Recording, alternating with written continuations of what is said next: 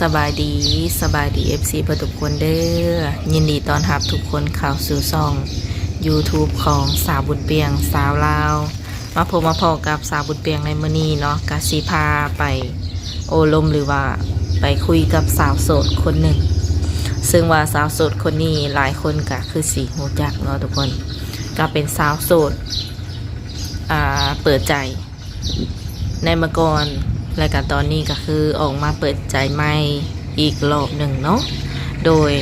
สาวเปียงกับสิพาเขาไปไปลมกับเพิ่นเลยมื้อนี้กับบรรยากาศแดดเนาะทุกคนบ่ได้ฝนตกฝนลิน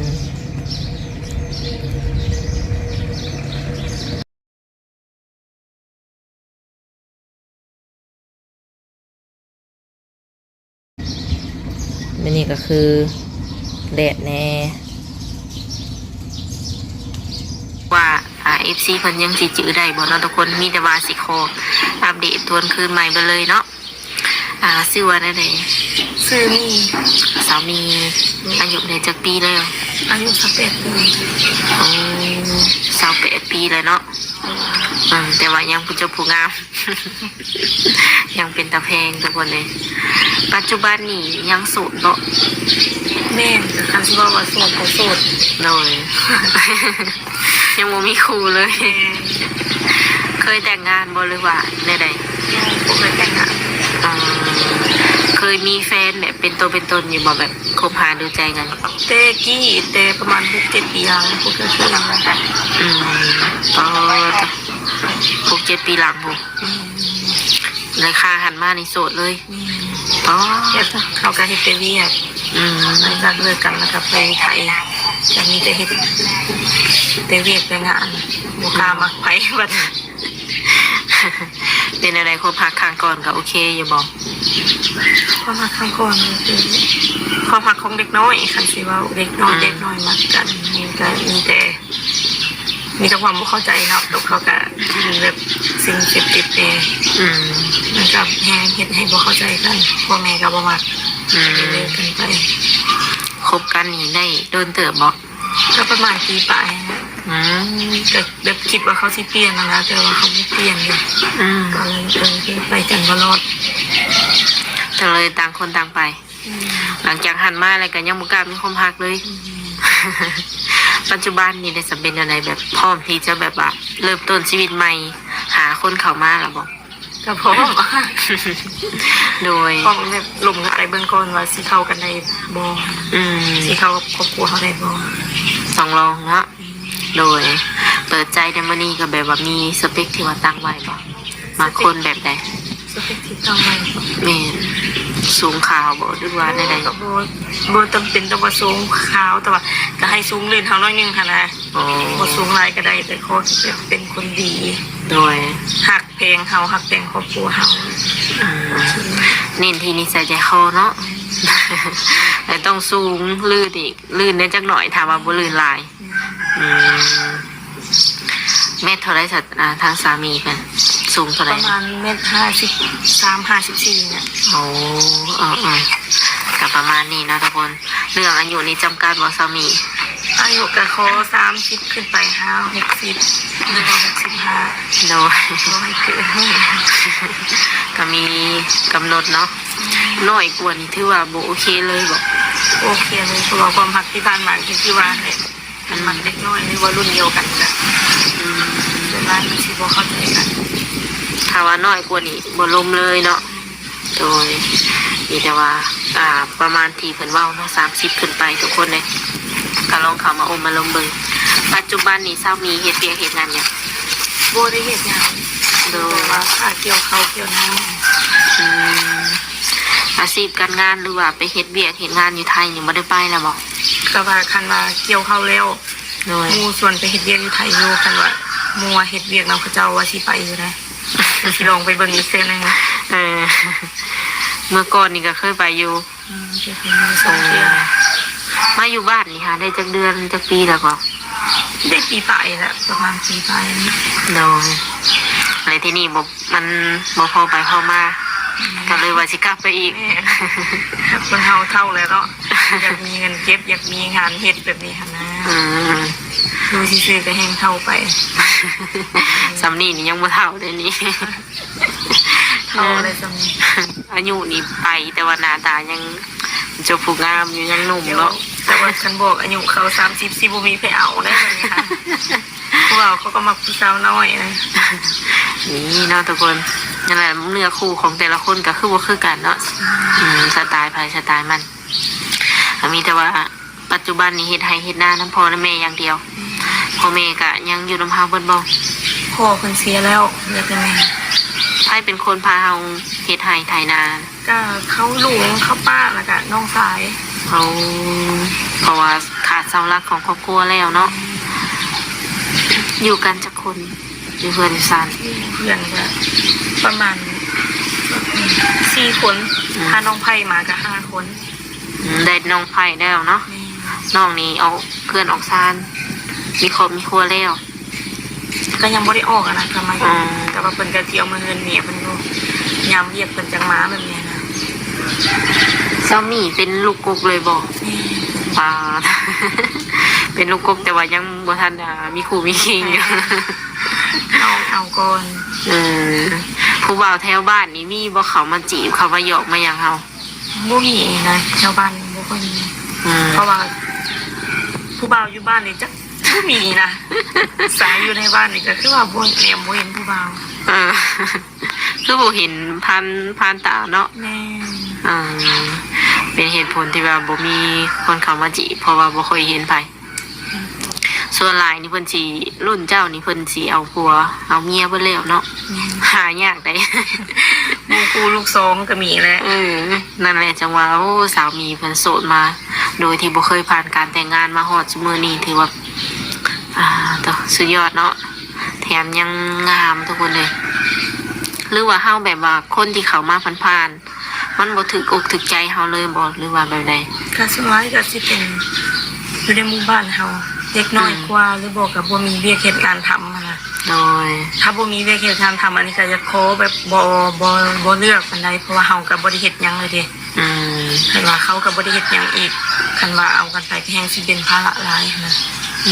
เราต้องคิดเห็นอนาคตเนาะแต่ที่นี่นะแบบอยากได้ผู้บ่าวทางไหนคิดว่าในใจ ในใจบ่ ไทยลาวหรือว่าอยู่ต่างประเทศ สลายในใจก็อยากได้ผู้บ่าวอยู่ต่างประเทศหลายว่ะ อืมคือเจ้านี่แบบว่าไปอยู่น้ำเพิ่นได้บ่ถามว่ามื้อหนึงมื้อมีมื้อใดมื้อหนึงเนาะเพิ่นมาแต่งมาขอเฮานี่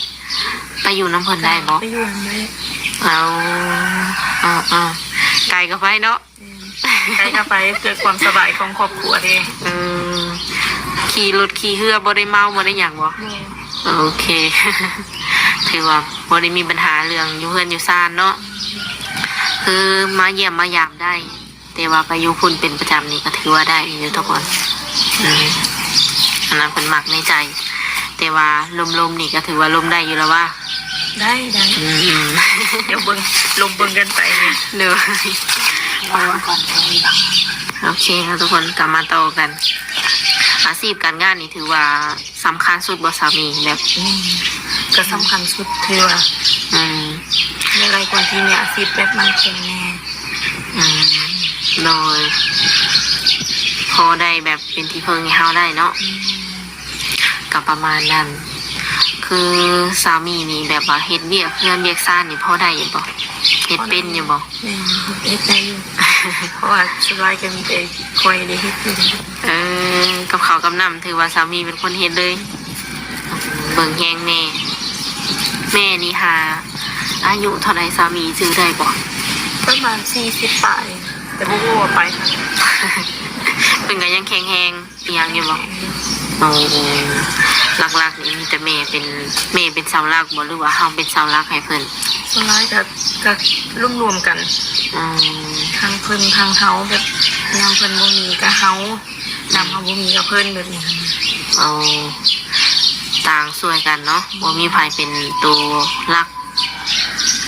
คืออยู่บ้านนั่นนี่ก็แบบว่าไปรับจ้างรับบ่ายบ่หรือว่าหาเงินหาคำแบบใดซะมี ก็อาชีพเฮาเลี้ยงเป็ดเลี้ยงไก่หั่นเด้บางเทื่อก็ขายมันหลายอีเฮาขายออกสลายบ่ได้ไปแบบรับจ้าง เป็นแม่ค้า เลี้ยงสัตว์ นี่คันเลี้ยงเป็ดเลี้ยงไก่ขังกะว่ามันร้ายก็ขายออกอย่างเงี้ย อ๋อ พอได้แบบจ่ายค่าน้ำค่าไฟ เลี้ยงอยู่ในเฮือนเฮาเลยบ่หลายเป็นฟาร์มเลย ก็บ่ได้ถึงขั้นว่ากับฟาร์มแต่ว่าพอได้ขายอยู่ อ๋อพอได้แก้ไขเนาะ เขาวนำซ้ำปลาแต่ละปีก็ได้หลายบ่ ก็เฮ็ดนาเพิ่นแน่ โดย ประมาณ6-7 นี่แหละ โอ้ถือว่าเก่งเนาะทุกคน ผิวพรรณแบบนี้นี่ก็ยังเฮ็ดไร่เฮ็ดนาได้ทุกคน อืมเกี่ยวข้าวดำนาได้เบิด ในเบิดได้ โอ้ หรือว่าทางสามีอยากเฮ็ดหยังบ่แบบถ้าว่าเฮายังบ่มีครูมีคิงอยากเฮ็ดหยังบ่แบบหาเงินหาคำจังซี่ ในตอนนี้คิดคิดในใจอยากเริ่มขายออนไลน์ลองเบิ่งเห็นแบบว่าเขาเจ้าขายคือว่าโอเคนะ อืม ก็เลยคิดว่าอยากขายออนไลน์ลองเบิ่ง เป็นพวกแบบเครื่องใช้เครื่องซอยแบบนี้บ่ เครื่องใส่เครื่องสำอางแบบนี้นะ อ๋อถ้าเฮาถนัดแบบว่าโปรโมททางนี้เนาะ คันสมมติว่ามันโอเคก็ยังดีกว่าที่เขาไปเปิดห้านแล้วเขาไปลงทุนเฮ็ดห้านแน่ อืมเลยถามว่ามีครูก่อนอะสมมติมีครูก่อนนี่เฮาอยากเฮ็ดเวียกพร้อมแล้วก็หาเงินหาคำช่วยกันบ่หรือว่าอยากเป็นแม่บ้านแม่เฮือนในเพิ่นซื่อ ถ้าเป็นไปได้ก็อยากเฮ็ดเวียกนำกัน ๆอืม อยากในใจถ้าสมมติว่าบ่แน่นะอยากเปิดห้านน้อยๆหรือบ่ก็อยากไปเฮ็ดห้านเสริมสวย อืม ด้วยหาเงินช่วยกันว่าซั่นเนาะโดยก็คือ ได้ทั้งสองแบบให้อยู่แบบว่าอยู่เพื่อนอยู่ซ่านเฮ็ดกับพงกับข้าวก็ได้ โดย เป็นอะไรคือเสาไทยสามี มีเรื่องให้คิดว่าหรือว่าแบบใด บอก เจอ ยันว่า ซีวีผู้บ่าวอันถักมาบ่ คิดในใจบอกอย่าลองเบิ่งเนาะทุกคนยังบ่ทันฮู้คือเพิ่นนี่ก็ห่างหายไปโดนบางคนก็คือสิจื้อเจ้าอยู่ได้ นี่บางคนก็อาจสิเจอ อืม ระยะเวลาที่ว่าผ่านมานี่คืออยู่แต่เฮือนบ่ เนี่ยก็อยู่แต่เพื่อน บ่ได้ไปเล่นไปเที่ยวทางไหนบ่ ไปอยู่ไปน้ำมูอยู่แถวบ้าน เออกลางค่ำกลางคืนนี่ก็มักออกไปเล่นไปเที่ยวอยู่บ่เลย ช่วงนี้บ่ได้ค่อยออกไป อืม แต่กี้ยังมักออกไปอยู่แต่ว่าช่วงนี้บ่ค่อยได้ไป อยู่แต่ใน แต่อยู่ บ้าน บ้าน หมู่คู่ที่ว่าสนิทแท้ๆยังบ่ทันมีลูกมีผัวนี่ก็ยังหลายบ่ ยังอยู่2-3คนเท่านั้นแหละ อืม นอกนั้นก็มีหมด เออ มีครอบมีครัวมีลูกไปแล้ว อืมทางเจ้านี่ก็บ่ได้มีแบบว่าโรคประจำตัวเป็นหันเป็นนี่บ่ได้เป็นนะว่าเนาะ จะมีขออภิดานช่วงนี้แหละ อ๋อ ช่วงยามหนาวปกติปีหนึงจะขึ้นช่องเทื่อหน้าฝนหน้าหนาว คอบิดานนี่มันอันตรายบ่ซะมี เอ่ออันตรายแบบที่ว่าบางคนก็ได้ไปปาดจนได้ไปปาดออกเนี่ยอันนี้กระโมแนะนำให้ไปปาดอยู่แต่ว่ามันใช้งบประมาณสูงขนาดก็เลยกินยาบรรเทาเอาก่อน อืม เคยไปเว็บไปหักษาอยู่หมุกเนี่ยใช้งบประมาณนี้ก็สูงแหงก็เลยว่ากินยาไปก่อนกับดิเขากินยาแล้วมันลงก็เลยว่ากินยาเอา อืมคอบิดานตอนนี้คือแบบบ่เห็น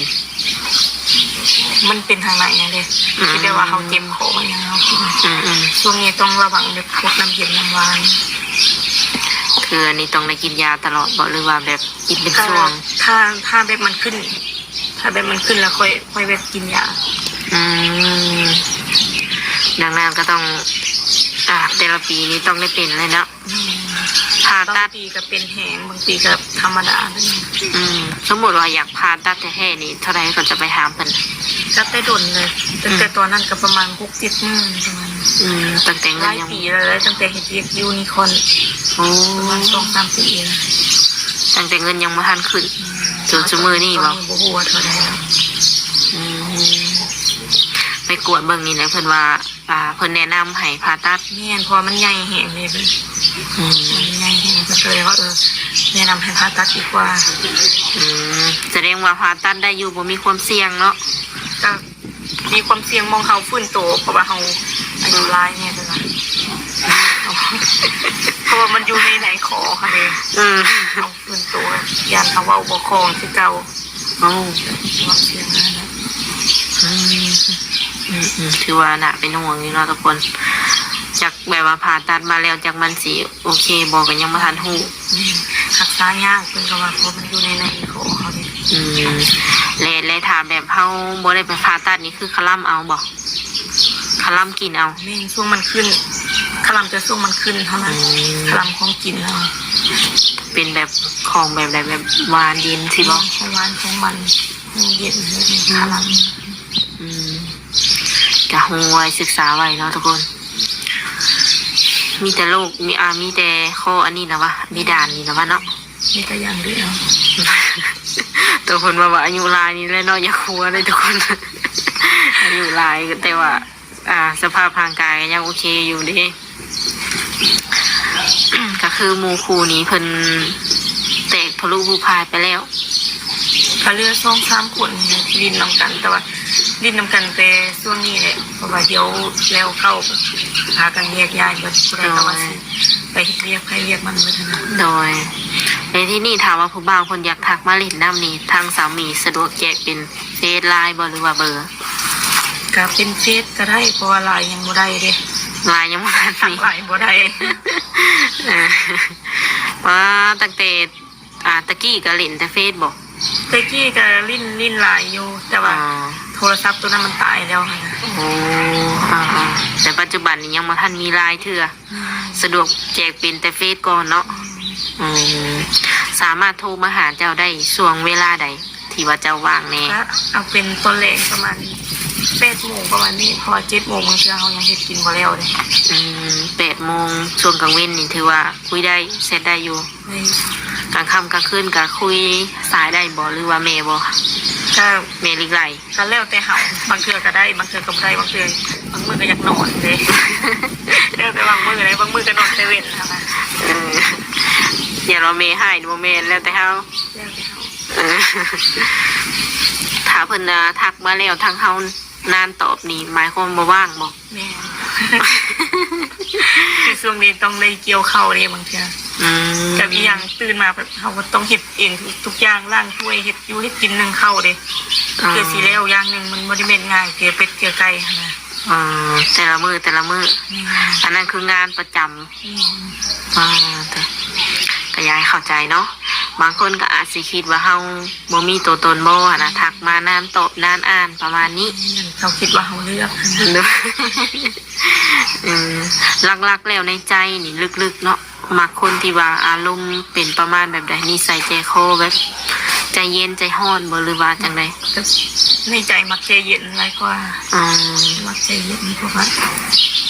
คันเขาใจเย็นเฮาใจร้อนก็ยังใครแน่นะคันใจร้อนกับใจร้อนมันยังใส่กันบ่ได้พอได้ยังก็ค้ำกันเนาะร้อนกับเย็นคือเจ้านี่เป็นคนใจร้อนบ่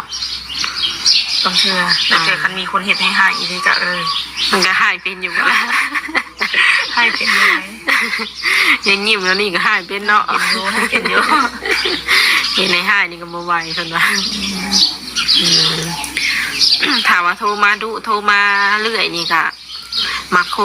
นแบบนี้อยู่บ่แบบโทรมาดูโทรมาเรื่อยอย่างประมาณนี้สำหรับอันนี้เนาะถ้าว่าเขารวมกันโอเคแล้วเขาเข้าใจแล้วนะโทรมาก็บ่เป็นยังถ้าบางคนที่ได้ว่ายังบ่ทันได้รวมยังบ่ทันได้ปรับความเข้าใจยังซ้ำเลยโทรซ้ำน่ะคือจะบ่รับเลยถ้าแบบนั้นนะถ้าได้ว่ากับคนที่เฮาเว้ากันแล้วโอเคแล้วเข้าใจกันแล้วนะอันนั้นก็คือโทรได้โดยค่อยๆเป็นค่อยๆไปเนาะ